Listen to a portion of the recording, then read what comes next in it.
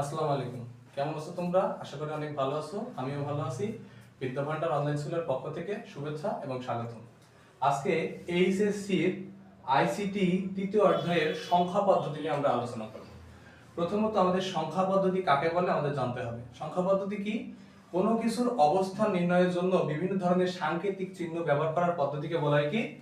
সংখ্যা পদ্ধতি। এই সংখ্যা পদ্ধতি প্রধানত দুই প্রকার। একটা হচ্ছে অস্থানিক সংখ্যা পদ্ধতি, আরেকটা হচ্ছে স্থানিক সংখ্যা পদ্ধতি। এই অস্থানিক সংখ্যা পদ্ধতি কাকে বলে?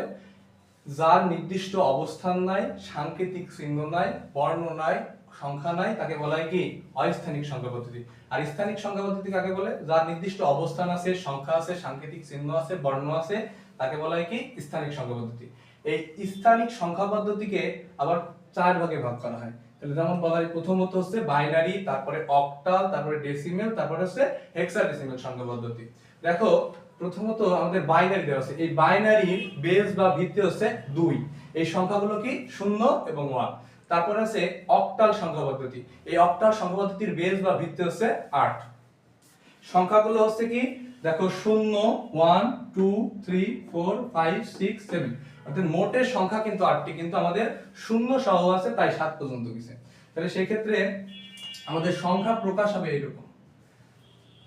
তারপর আছে আমাদের ডেসিমেল বা দশমিক সংখ্যা পদ্ধতি। তাহলে এখানে এর বেস হচ্ছে কি 10, সংখ্যাগুলো কি 0 থেকে 9 পর্যন্ত, মোটে 10টা সংখ্যা। আমাদের ছোটকাল থেকে আমরা পড়ে আসছি, ক্লাস 1 থেকে আমাদের 0 1 2 3 4 5 6 7 8 9, এই 9 পর্যন্ত। 9 এর পরে হয় 10 11 12, এখানে 19 এর পরে 20, এগুলো হচ্ছে কি?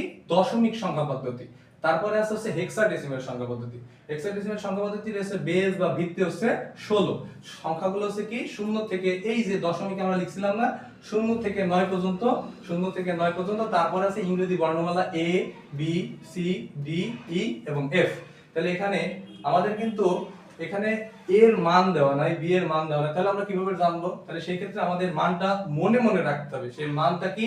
a সমান 10, b সমান 11, c সমান 12, d সমান 13, e সমান 14 এবং f সমান 15, 0 থেকে 9 পর্যন্ত। এবং এই যে f এর মান 15, তাহলে এখানে 0 থেকে 15টা হলে, 0 থেকে 15 পর্যন্ত হলে এখানে মোট সংখ্যা আছে 16টি।